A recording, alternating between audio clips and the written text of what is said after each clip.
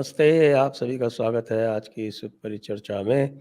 और आज हम बात करेंगे 2 फ़िल्मों की जो शीघ्र ही रिलीज़ होने वाली हैं, जिनके टीज़र इत्यादि आ चुके हैं और उनका नाम है ओएमजी और अजमेर 92। और हमारे साथ हैं प्रतीक बोराड़े जी। स्वागत है आपका प्रतीक जी। ओम नारायण ओम नारायण। नारायण नारायण नारायण नारायण। धन्यवाद सर बुलाने के लिए। तो आपको मैं देख रहा हूँ कि ट्विटर पर बड़ी गालियाँ पड़ रही हैं, क्योंकि आपने ओएमजी के बारे में कुछ ऐसा लिख दिया है। ऐसी क्या बात हो गई? लिखा तो कुछ नहीं, मैं ट्विटर पर एक्टिव भी नहीं होता हूँ। कभी कभार हफ्ते 2 हफ्ते में एक आध बार ट्विटर खोलता हूँ मैं। जो भी मैंने वीडियो में बोला था वही बात है। और अभी जो मैं देख रहा हूँ, जो उनकी पीआर टीम हो या फैन क्लब्स हो, जो भी हो, उनकी तरफ से कुछ आर्टिकल शेयर किए जा रहे हैं, ये कहते हुए कि भाई फ़िल्म में कोई होमोसेक्सुअलिटी विषय नहीं है। इस प्रकार का आर्टिकल है हिंदुस्तान टाइम्स का और दूसरे टीएनए वगैरह कुछ आर्टिकल उन्होंने शेयर किया है। सबसे मुख्य बात तो भाई हमने तो सेक्स एजुकेशन की बात की है। मैंने फरवरी में भी जो वीडियो बनाया था, उसके बाद टीज़र रिव्यू जो भी किया, उसके बाद भी एक वीडियो मैंने बनाया। तीनों ही वीडियोज़ में सेक्स एजुकेशन को लेकर ही मैंने चिंता व्यक्त की थी। और एलजीबीटीक्यू एजेंडा की अगर हम बात करें तो सेक्स एजुकेशन का सबसे मुख्य अंग हम उसको कह सकते हैं। सेक्स एजुकेशन में दूसरा आपको उनको क्या लगता है, मतलब कि क्या कोई बायोलॉजी की क्लास होने वाली है या फिर केवल एसटीडीज यानी सेक्सुअली ट्रांसमिटेड डिसीजेस के बारे में केवल बताया जाने वाला है, या केवल कॉन्डोम कम है तो बताने वाले हैं? वो तो ऑलरेडी है ही मेरे ख्याल से 9वीं 10वीं कक्षा में एसटीडीज के बारे में वगैरह जानकारी। तो सेक्स एजुकेशन मतलब क्या लगता है? जितना मैं जानता हूँ उसका मुख्य उद्देश्य सेक्सुअल लिबरेशन, ये जो अलग-अलग प्रकार के सेक्सुअल प्रेफरेंसेस खोज कर रखे हैं और जो कई सारे 80 प्रकार के जेंडर्स खोज कर रखे हैं, इस इसके बारे में जानकारी देना ही उसका मुख्य उद्देश्य है, जितना मैंने पढ़ा है, जाना है। और स्वाभाविक सी बात है, ये मेरे लिए तो प्रॉब्लमैटिक है और मैं तो इसका कभी भी समर्थन नहीं कर सकता। और भले ही फ़िल्म में उन्होंने डायरेक्टली एलजीबीटीक्यू एजेंडा का नाम लिया हो या नहीं लिया हो, पर सेक्स एजुकेशन पर फ़िल्म आधारित है। ये तो आईएमडीबी पर भी लिखा हुआ है, विकिपीडिया पर भी लिखा हुआ है। अक्षय कुमार ने खुद अभी पिछले वर्ष नवंबर या दिसंबर में जेद्दा फ़िल्म फेस्टिवल में जब वो गए थे, वहाँ पर भी उन्होंने कहा था कि मेरी आने वाली फ़िल्म सेक्स एजुकेशन पर आधारित है। हालाँकि उन्होंने नाम नहीं लिया था ओएमजी 2 का। पर पचासों मीडिया रिपोर्ट्स आए हुए थे और अभी तो आईएमडीबी और विकिपीडिया पर भी क्लियरली लिखा हुआ है कि भाई ये फ़िल्म सेक्स एजुकेशन पर आधारित होने वाली है। इंडियन एजुकेशन सिस्टम में इसका महत्व बताने पर या ये कैसे आवश्यक है, ये इसमें बताया जाने वाला है। अब भले ही वो डायरेक्टली एलजीबीटीक्यू एजेंडा का नाम ना भी ले, तो भी जब आप सेक्स एजुकेशन को ऐड करने की बात करते हैं, तो क्या इस फ़िल्म के मेकर्स ये बता सकते हैं कि सेक्स एजुकेशन में एलजीबीटीक्यू एजेंडा नहीं होगा? और उनके बताने से क्या होगा? वो तो है ही, उसका उसका ही पार्ट है, सबसे मुख्य पार्ट है, अंग है उसका। उसके बगैर आप दूसरा क्या आप एक्सपेक्ट कर रहे हैं कि सेक्स एजुकेशन में क्या होगा? और इसका तो दुनिया भर में विरोध चल रहा है। वेस्टर्न कंट्रीज़ में भी अगर हम देखें, तो वहाँ के भी जो पेरेंट्स हैं, वे अपने बच्चों को लेकर चिंतित हैं। मैंने अमेरिका के रॉन डिसेंटिस का वो मैंने उस पर वीडियो भी बनाया था। कई बार मैंने ये बताया हुआ है कि उन्होंने तो फ्लोरिडा में बिल लाकर उसको साइन करके लॉ भी बना दिया है कि तीसरी कक्षा तक के बच्चों के सामने आप सेक्स या सेक्स से जुड़े हुए किसी भी विषय के बारे में, एलजीबीटीक्यू एजेंडा के बारे में आप बच्चों के सामने चर्चा नहीं कर सकते। और अभी उसे वे सभी ग्रेड्स तक आगे बढ़ाने वाले हैं। अभी तक केवल तीसरी कक्षा तक ही है, आगे सभी ग्रेड्स तक वे बढ़ाने वाले हैं। और अ, पेरेंट्स पूरे अमेरिका में भी ये पेरेंट्स अलग-अलग जगह पर माँग कर रहे हैं। हालाँकि अभी रिपब्लिकन पार्टी के जहाँ-जहाँ पर गवर्नर है या उनका शासन है, वहाँ पर इस प्रकार के बिल्स उन्होंने लाए हैं। बाकी जगह पर तो पास नहीं हुए हैं। इसके साथ ही मैंने पुतिन का भी वीडियो दिखाया था। वे भी बता रहे हैं कि उनके देश में भी ऐसा कानून है कि छोटे बच्चों के सामने उन्होंने समलैंगिक प्रोपेगेंडा ये शब्द उपयोग किया है व्लादिमीर पुतिन ने। तो उन्होंने कहा है कि ये बच्चों के सामने आप इसकी चर्चा नहीं कर सकते, उनके सामने ये बातें प्रमोट नहीं कर सकते। इसके लिए कठोर दंड भी है। और जो पेरेंट्स सेक्स एजुकेशन का विरोध कर रहे हैं, वहाँ पर जो लिबरल गिरोह है, वो उनको टारगेट करके उनको जेल में डलवा रहा है उन पेरेंट्स को, केवल सेक्स एजुकेशन का विरोध करने के कारण। और इसके साथ ही मैंने इटली की प्राइम मिनिस्टर, पहली महिला प्राइम मिनिस्टर, उनका भी 6-7 महीने पहले एक वीडियो इसी विषय को लेकर वायरल हुआ था काफ़ी। उन्होंने भी ये जो पूरा इनका वोक एजेंडा है, एलजीबीटीक्यू एजेंडा से जुड़ा हुआ या रेडिकल जेंडर आइडेंटिटी से जुड़ा हुआ, इसको लेकर उन्होंने काफ़ी चिंता व्यक्त की थी। ऑस्ट्रेलिया के प्राइम मिनिस्टर का भी मैंने वीडियो दिखाया था कि उन्होंने जो उनके जैसे कि अमेरिका में प्रेसिडेंशियल कैंडिडेट्स की डिबेट होती है इलेक्शन से पहले, वैसे ही ऑस्ट्रेलिया में भी प्राइम मिनिस्टर के इलेक्शन से पहले डिबेट होती है मुख्य कैंडिडेट्स की। तो वहाँ पर उस डिबेट में उनसे प्रश्न पूछा गया था कि व्हाट इज़ अ वुमन? तो उन्होंने बस इतना कह दिया था कि भई जो बायोलॉजिकली जो फीमेल है, वही वुमन है जो शारीरिक रूप से स्त्री है। इसको लेकर भी पूरा इनका जो ये लिबरल्स और वोक्स है, उन्होंने ऑस्ट्रेलिया के प्राइम मिनिस्टर को लिटरली सोशल मीडिया पर लिंच किया था, गालियाँ दी थी। वो वीडियो भी मैंने दिखाया हुआ है, कितना क्रिटिसिज़्म झेलना पड़ा था। तो ये सारी बातें सेक्स एजुकेशन का ही पार्ट आती है। जो अलग-अलग प्रकार के जेंडर्स है या फिर जो सेक्स मतलब जो सेक्सुअल लिबरेशन से जुड़ी हुई बातें हैं, ये उसका ही हिस्सा है।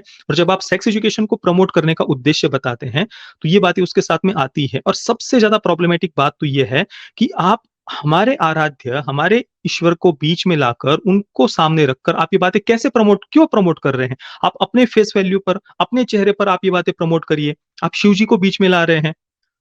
तो जितना पता नहीं अब फ़िल्म में उन्होंने क्या-क्या डायलॉग्स डाले हैं, क्या-क्या नहीं डाले, पर हो सकता है कि अर्धनारीश्वर रूप का नाम लेकर वो ये बातें शायद प्रमोट करे या और कुछ प्रॉब्लमैटिक डायलॉग्स हो सकते हैं, जैसे कि हमने देखा सेंसर बोर्ड ने भी रिवीजन कमिटी के पास में इस फ़िल्म को भेजा है। हालाँकि वो भी मुझे कुछ ज़्यादा उसको लेकर अपेक्षा नहीं है, क्योंकि रिवीजन कमिटी के पास बस एक अभी आदिपुरुष को लेकर जो इतना विवाद खड़ा हुआ था, तो उससे बचने के लिए शायद सेंसर बोर्ड बस वो उन्होंने भेजा होगा, ताकि आगे जाकर कोई बोलता है तो वो बता सके कि भाई हमने तो भेजा था रिवीजन कमिटी के पास में। और फ़िल्म को वो ए सर्टिफ़िकेट देने वाले हैं, ऐसा भी सुनने में आया है। कुछ प्रॉब्लमैटिक डायलॉग्स है वो कट करने वाले हैं। अब वो प्रॉब्लमैटिक डायलॉग्स क्या है, कौन से हैं और कट भी कर देंगे। तो भी ये तो है ना कि आप सेक्स एजुकेशन को प्रमोट करने के लिए भगवान शिव जी को आप मतलब उनको बीच में ला रहे हैं, क्यों? आप अपने फेस वैल्यू पर, अपने इमेज पर, अपने नाम पर इन बातों को प्रमोट करिए। इस प्रकार से हमारे कल्चर को, संस्कृति को बीच में लाने की कोई भी आवश्यकता नहीं है। अब इनके पास में हमेशा से ही 2-3 तर्क होते हैं, खजुराहो के मंदिर, कामासूत्र, अर्धनारीश्वर रूप, इस प्रकार की बातों को लेकर ये ट्रांसजेंडरिज़्म या जो भी रेडिकल जेंडर आइडेंटिटी का एजेंडा है, इन बातों को प्रमोट करते हैं। और बहुत सारे लोगों को थोड़ा अज्ञान के कारण भी वो इन बातों में आ जाते हैं। उन्हें लगता है कि ये किन्नर समाज के अधिकार की बात कर रहे हैं। पर ये समझने की आवश्यकता है कि ये जो ट्रांसजेंडरिज़्म, ये जो पूरी इनकी जेंडर आइडेंटिटी की जो आइडियोलॉजी है, वो अलग है। किन्नर समाज को इंग्लिश में इंटरसेक्स कहा जाता है, हिंदी में उभयलिंगी, मध्यलिंगी, ऐसे अलग-अलग शब्द हैं। तो वो बायोलॉजिकली स्त्री और पुरुष इनसे अलग अंगों के साथ में उनका जन्म होता है। उन्हें उभयलिंगी, मध्यलिंगी, इंटरसेक्स इंग्लिश में कहा जाता है, वो अलग है। मैं तो हमेशा कहता हूँ कि उनको मुख्य धारा में लाने के लिए हर संभव प्रयास करना चाहिए, क्योंकि बायोलॉजिकली शारीरिक रूप से उनका वैसा जन्म हुआ है। पर ट्रांसजेंडरिज़्म जो आज हम देखते हैं, रेडिकल जेंडर आइडेंटिटी का एजेंडा, आप बायोलॉजिकली शारीरिक रूप से आपका जो जेंडर है वो आप हो ही नहीं। आपको बाद में जाकर असली जेंडर पता चलता है। उसको क्लोज़ेट से बाहर आना, कमिंग आउट जैसे कांसेप्ट इन्होंने बना कर रखे हैं। ये बातें कितनी भयावह है, आज हम वेस्टर्न कंट्रीज़ में देख रहे हैं कि छोटे-छोटे बच्चों के गुप्तांग काटे जा रहे हैं, उन्हें प्यूबर्टी ब्लॉकर्स दिए जा रहे हैं, हार्मोन्स दिए जा रहे हैं, सेक्स चेंज ऑपरेशन हो रहे हैं, छोटे-छोटे बच्चों के। गवर्नमेंट फंड कर रही है इन बातों को। तो ये सारी बातें, ये जो भी जेंडर आइडेंटिटी का एजेंडा है, सेक्सुअल लिबरेशन है, ये बातें सेक्स सेक्स एजुकेशन में आती ही आती है।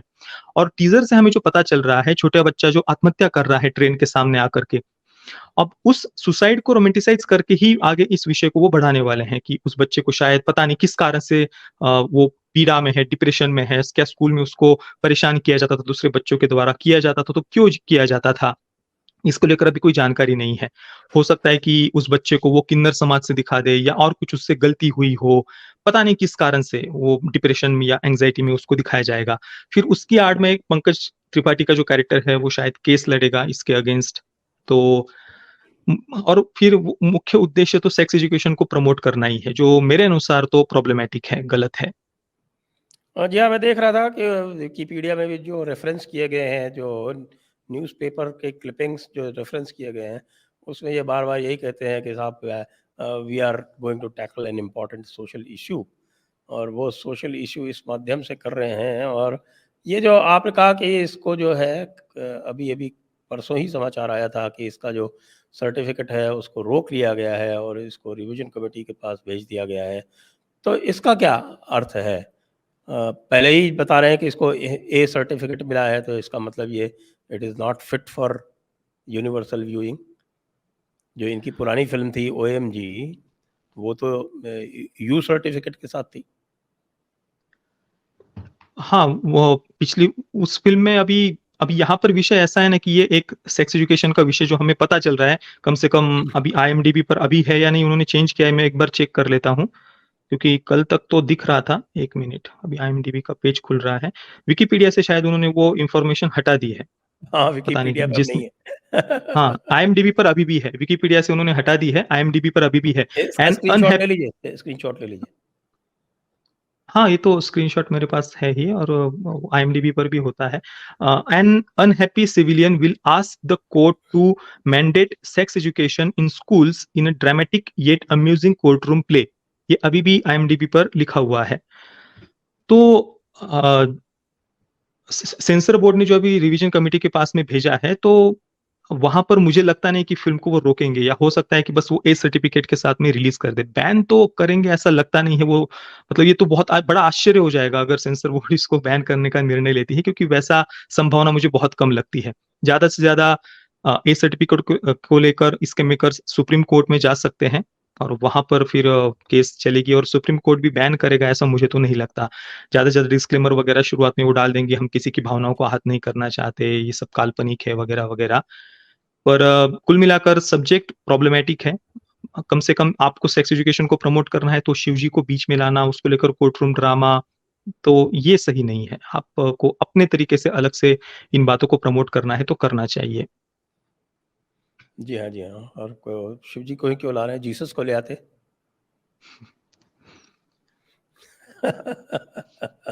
और बाकी जो तीसरा जो समुदाय विशेष है उसके बारे में तो ये सोच भी नहीं सकते।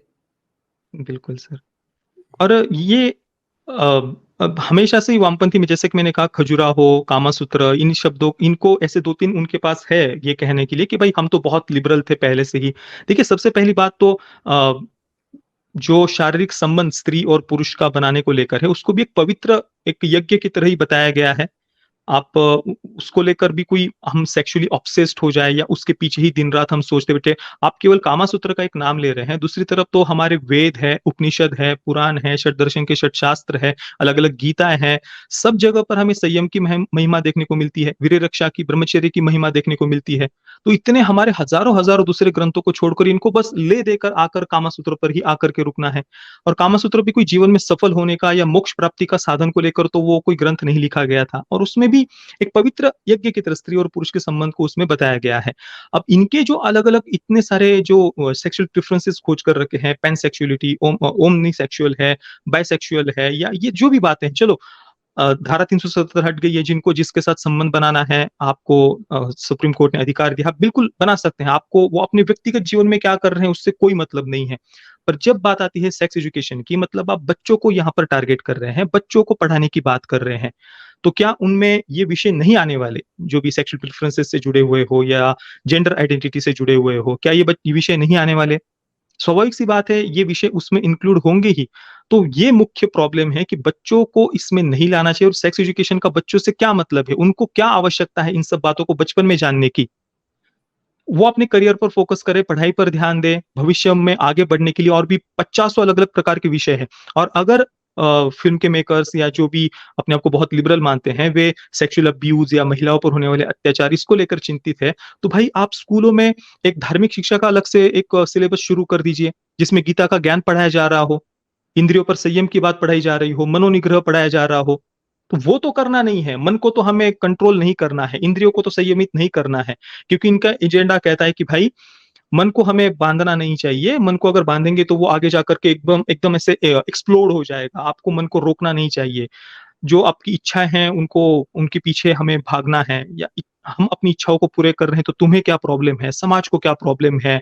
तुम कौन होते हो हमें जज करने वाले? इस प्रकार की इनकी आइडियोलॉजी है। पर जीवन में कभी भी हम देखें तो संयम, मनोनिग्रह, इंद्रिय संयम, ये बातें बहुत महत्वपूर्ण होती है। जो बातें आज हम भले ही बहुत मॉडर्न या प्रोग्रेसिव बनने के नाम पर कह दें, पर उसके भयावह दुष्परिणाम हमें आगे जाकर अवश्य देखने को मिलते हैं। तो बचपन में तो संयम की आवश्यकता होती है, उनकी नींव मजबूत करने की आवश्यकता होती है। जो बेस होता है किसी भी इमारत का भी, बिल्डिंग का भी, बेस स्ट्रॉन्ग हो तो वही तभी वो बिल्डिंग आगे जाकर के स्ट्रॉन्ग मजबूत बनती है। उसी प्रकार से बाल्यावस्था, बचपन भी जीवन में संयम, सदाचार, हमारे संस्कार, नीति, मूल्य, आदर्श, ये बातें उन्हें सिखाने की आवश्यकता है। सेक्स एजुकेशन क्यों इंक्लूड करना है? क्यों? और कम से कम जो लोग विरोध कर रहे हैं तो उनको विरोध तो करने दो। आप अपनी फ़िल्म का सब्जेक्ट ये बता रहे हैं सेक्स एजुकेशन है, आईएमडीबी पर भी लिखा हुआ है, तो क्या जो लोग इसका नहीं एग्री करते इस बात से, क्या उन्हें विरोध करने का भी अधिकार नहीं है? और फिर उनको इस प्रकार से ट्रोल करना या टारगेट करना या गालियाँ देना, ये तो मतलब लिबरल्स जो अपने आप को लिबरल कहते हैं, उनकी असहिष्णुता को, उनकी इंटॉलरेंस को ही ये सारी बातें दिखाती है। और एक बात इसमें और भी है, मैं बताता हूँ आपको। हमने डॉक्टर भरत गुप्त के साथ में एक कामसूत्र के ऊपर एक वीडियो किया था लगभग 2 वर्ष पूर्व। और ये जो इसमें जो कामसूत्र जो है, it is not about sex, वो सेक्स के बारे में नहीं है। वो जो 4 पुरुषार्थ हैं, धर्म, अर्थ, काम, मोक्ष, उसमें से एक पुरुषार्थ है काम, जिसको बोलते हैं, वो उसके बारे में है। और उस काम का अर्थ सेक्स नहीं है। अच्छा। ये लोग जो हैं, जिनको सनातन धर्म का ज्ञान नहीं है, वो ये नहीं समझते। आपको भी अवसर मिले तो हमारे इस पे जाकर वो कामसूत्र वाला जी, वीडियो मैं आप अवश्य अवश्य। देखूँगा। जी, अवश्य। तो वो पूरी तरह से जो लेफ्टिस्ट जिस तरह से करते हैं, वही वो लेफ्टिस्ट का प्रोपेगेंडा है, उसके अतिरिक्त कुछ नहीं है। तो वही वहाँ पर किया गया है। अच्छा, इसके अतिरिक्त इस फ़िल्म में जो आप देख रहे हैं, ये पंकज त्रिपाठी का जो है वो, ये पंकज त्रिपाठी जो है, ये इनका जो उच्चारण जो है, वो ये जानबूझ के ऐसे करते हैं कि वास्तव में इनके उच्चारण में दोष है? मतलब उनका बोलने का लहज़ा आप बोल रहे हैं क्या? नहीं, जैसे ये ईश्वर को शा को सा बोलते हैं, कई बार अच्छा। देखा है इन्होंने। तो हाँ, हाँ। ये इनके उच्चारण का एक स्वाभाविक दोष है, या जानबूझ के ऐसा करते हैं? पता नहीं, मतलब शायद उनका बोलने का लहज़ा ही वैसे होगा, या जो उनका एक बार सेट हो गया है, जो एक प्रकार का लहज़ा बोलना लोगों ने पसंद कर दिया 2-4 उनके कैरेक्टर्स में, तो उसी प्रकार की बात को वो लेकर के शायद आगे बढ़ रहे हैं। बाकी अधिक तो मैं कुछ कह नहीं पाऊँगा, क्योंकि मैंने भी इतना बारीकी से ध्यान नहीं दिया उनके बोलने के लहज़े पर। पर ये हम देखते हैं कि कई बार कुछ एक्टर्स ऐसे होते हैं, उनका एक पर्टिकुलर बोलने का स्टाइल या जो लहज़ा होता है, वो एक बार लोगों को पसंद आ जाता है, कोई 1-2 कैरेक्टर्स, थोड़ा-सा उनकी चर्चा हो जाती है सोशल मीडिया पर, तो फिर वो उसी लहज़े को या स्टाइल को वो कंटिन्यू करते हैं। पहले भी हमने कई सारे एक्टर्स को ऐसा देखा हुआ है, उनका एक स्पेसिफिक स्टाइल होती थी बोलने की, लहज़ा या एक कोई हाव-भाव, एक्सप्रेशन होता था, तो उस बात को वो कंटिन्यू करते हैं। तब पंकज त्रिपाठी के उस पर्टिकुलर श को स कहने वाली बात पर मैंने उतना फ़ोकस नहीं किया है, तो वो उस पर तो मैं कुछ कह नहीं और ये पाऊँगा। इसमें पंकज त्रिपाठी जो है वो परेश रावल वाला रोल इसमें निभा रहे हैं क्या? हाँ, अभी ये मतलब ये कहानी मेरे अनुसार पूर्ण रूप से अलग होगी पहले पार्ट से, उसका कोई कनेक्शन वो दिखाएँगे भी नहीं। और पहले पार्ट में तो भगवान श्री कृष्ण जैसे वो बनकर आए हैं, ऐसा दिखाया था, और यहाँ पर शिव जी के रूप में अक्षय कुमार का कैरेक्टर दिखाया जाने वाला है। और पहले पार्ट की आजकल ज़्यादातर बॉलीवुड की जितनी भी सीक्वल्स आते हैं, आप देख लीजिए। हॉलीवुड में कम से कम जो सीक्वल्स आते हैं ना, तो वहाँ पर एक पर्टिकुलर स्टोरी को, पर्टिकुलर कहानी को वो कंटिन्यू करते हैं। भले ही 20-20, 30-30 वर्ष के बाद कई सारे सीक्वल्स आए हुए हैं, पर फिर भी वो पिछली कहानी को कंटिन्यू करते हैं।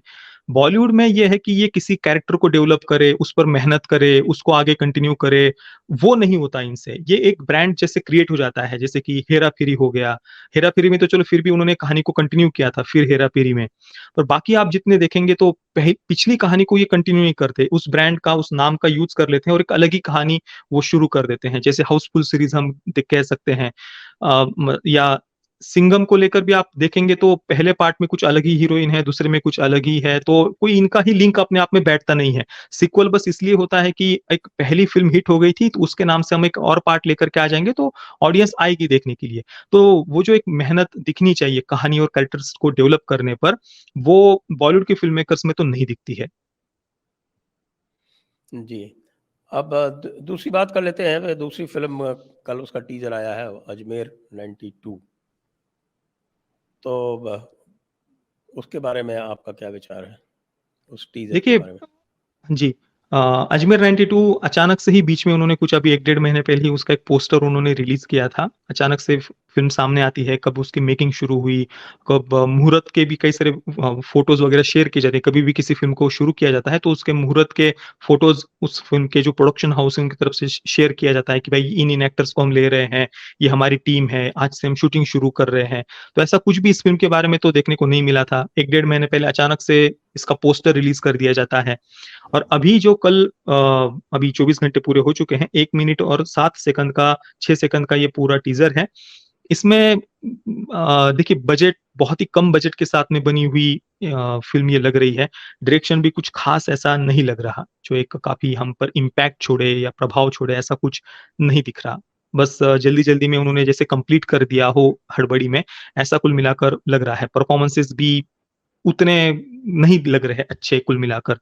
पर कम से कम एक बात मैं इससे अच्छी कहूँगा कि इस विषय के बारे में जो ज़्यादातर लोगों को पता ही नहीं है कि ऐसा कुछ हुआ भी था देश में। तो कम से कम वो बात इसके माध्यम से सामने आएगी, या लोग कम से कम गूगल पर, विकिपीडिया पर जाकर सर्च करेंगे, पढ़ेंगे इसके बारे में, तो लोगों को जानकारी तो कम से कम इससे होगी। पर ज़्यादा कुछ इसके मेकर्स ही अपनी फ़िल्म को लेकर सीरियस नहीं लग रहे, ऐसा लगता है, क्योंकि अभी 21 जुलाई फ़िल्म की रिलीज़ डेट बताई जा रही है और आज 14 जुलाई है। 7 दिन जी। केवल बाकी, और अभी तक उन्होंने ट्रेलर भी रिलीज़ नहीं किया, केवल टीज़र ही रिलीज़ किया है। और अभी एक दिन में रिलायंस एंटरटेनमेंट पर इस पर केवल 81,000 व्यूज़ है और 5,000 केवल लाइक्स है। तो एक सिंपल सा कोई घटिया सी फ़िल्म का भी टीज़र रिलीज़ होता है, तो उस पर मिलियंस में व्यूज़ आ जाते हैं, हज़ारों में या लाखों में लाइक्स भी आ जाते हैं। तो इसको तो उसके मेकर्स ही कुछ प्रमोट कर रहे हो या उनको वो सीरियस हो, ऐसा लग नहीं रहा।